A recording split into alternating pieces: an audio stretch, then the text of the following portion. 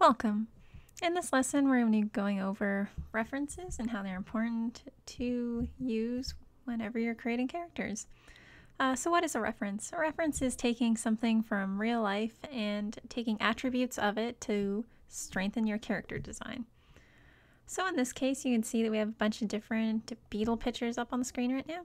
I sourced a bunch from the internet, horned beetles, some others that had some interesting design patterns.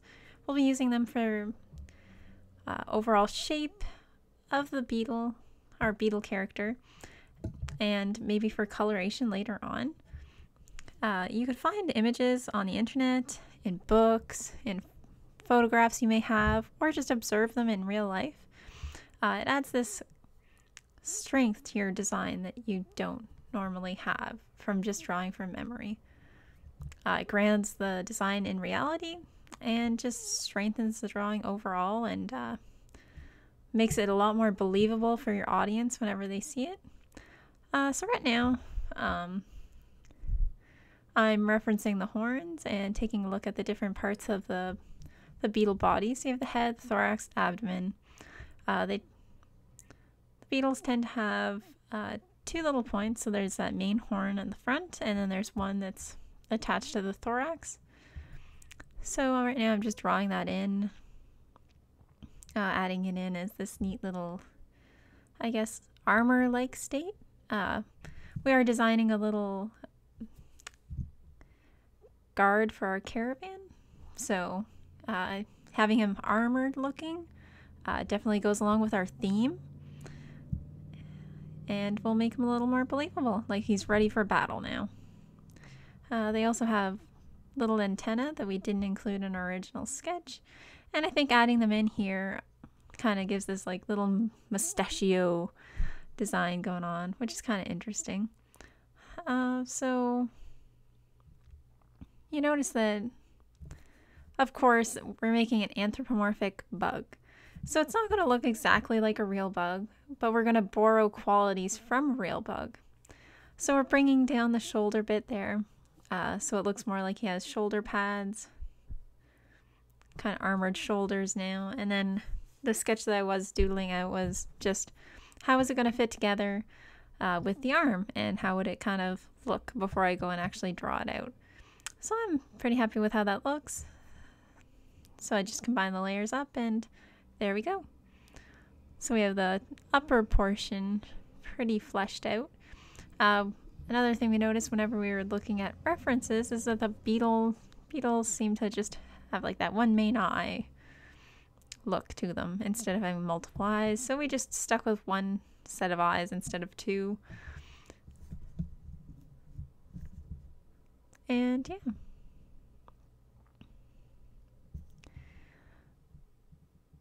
So from here, we're just going to start adding in some arms. And one thing that we will have to look at is the actual legs on the beetle. The different aspects of them, how they're shaped. We want to make it human-like, so they're not going to be shaped the same as a normal bug, but that's okay. And we're just going to keep his basic torso there. And as for his abdomen, on the one beetle, it has quite a furry little abdomen, and the others are pretty well hidden by the shell. So we're going to go with the furry one because it looks it gives this interesting look to it. Another thing is, whenever you're designing your characters, you want to have this basic understanding of what your character is going to look at from multiple angles.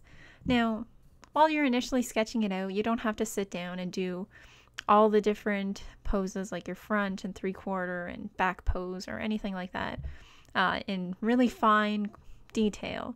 As long as you have a clear vision of it in your mind's eye, that's good enough for now. If we're going to go and do some more in-depth posing of our character, it might be beneficial to do this. Or if you're doing an animation or designing the character for a video game in which someone else has to animate the character or anything like that, I would highly recommend fully fleshing those out. But right now, with us just designing the one posed character, it's fine. You just do little doodles on the corner of your page. It'll just give you a little idea of what it'll look like. And have an understanding of, okay, well, it works this way. I'm placing the wings now on his back end instead of on the back itself. It's more on the abdomen as opposed to the thorax, but so you can see that in the picture now. So we're just fluffing up the fur down there and finishing up the thorax.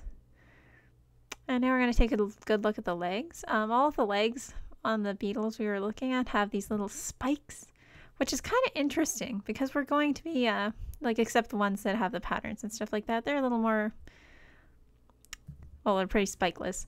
But I think for our guy, adding in some spikes, even though they're just very minor on the arms, adds a bit to his character. He's a protector. He is defending the caravan. So having the spikes there kind of adds to his cool factor. It gives a neat silhouette to the image, and he's supposed to be combat ready. So what's more combat ready than having some extra spikes to go at your opponents with? In terms of the legs, I really like the idea of the little spikes. They wouldn't really be similar to the arms. I thought of doing something a little different, so I made them kind of spiky like their boots. So now he has these neat boot-looking feet with the little spiked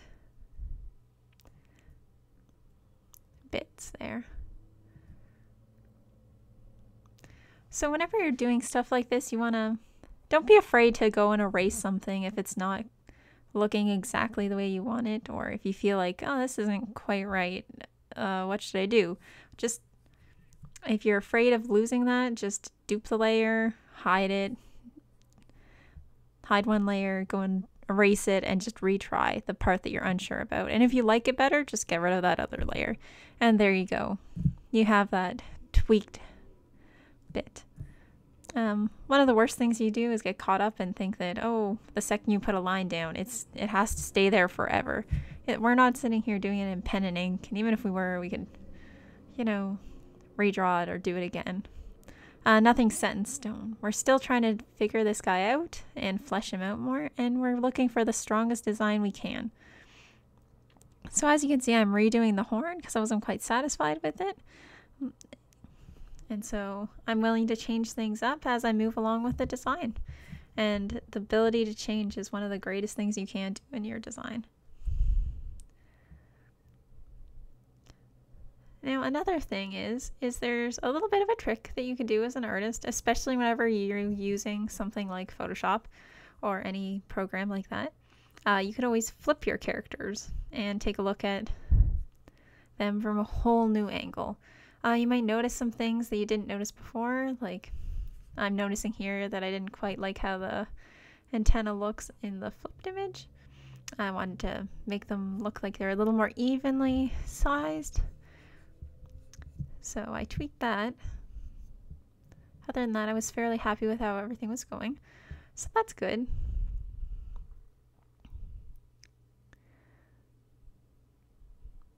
So we're just taking a look over, making sure everything's okay, and we're now at this point we're at a junction where we could go and start designing some of his weapons and his armor.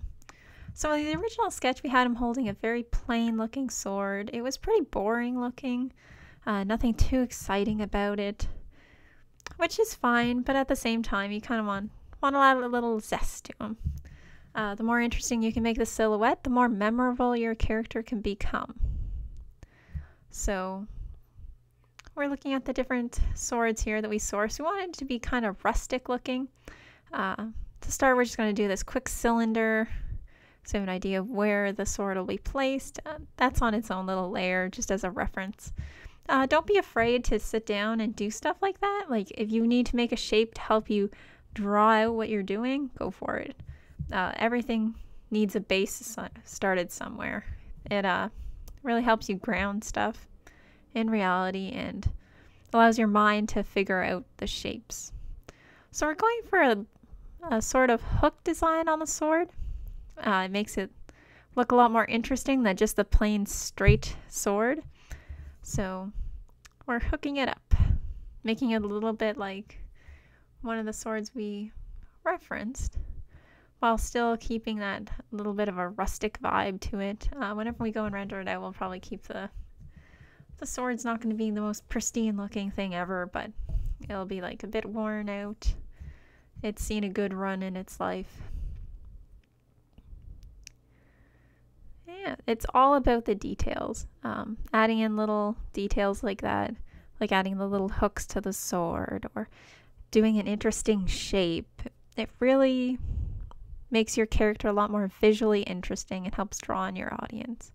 If everything just looks the same and boring, that's not going to help draw people in. You want to make it a little different. Different is memorable. So now we're just designing out the shield. We're keeping it fairly basic. So as we mentioned before, we were going to maybe reference an acorn with it. So I'm just going through adding in the little details of the acorn.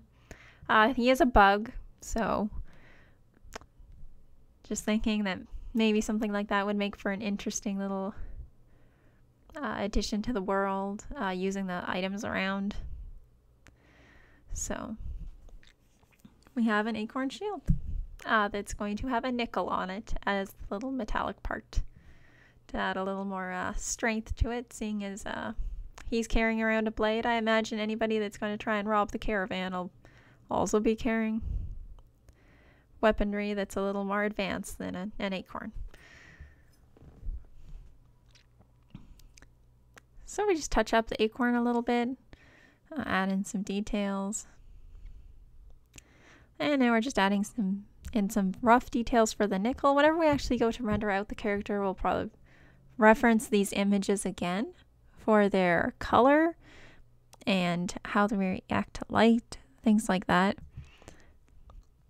But for now, this gets the idea across of what we're doing here, and we'll know to come back to this and be like, yeah, we're using a nickel for this. There we go.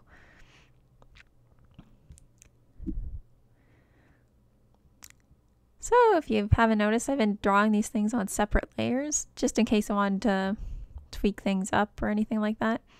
I really like working in separate layers from time to time. That way you could go and just play around with the design. If it doesn't quite work, then you don't have to erase anything you've previously done or delete anything. Just take advantage of the tools you're using. If you're doing this on paper, that's fine. If you don't feel comfortable drawing it, like drawing your guy holding the sword away, just go off to the side or get another piece of paper and just sketch it out and then put it into the character. So again, I'm checking to see if there's anything that seems a little off about my design. I decide that the shield looks a little too far out on the left side, so I go and tweak that. Again, don't be afraid to change anything on your design. If it doesn't quite mesh up with what you were thinking of, just try again. It's definitely a progression. And so that seems to look all right. The shield looks a little better now. The angle looks a little nicer. And now we have our before and after image.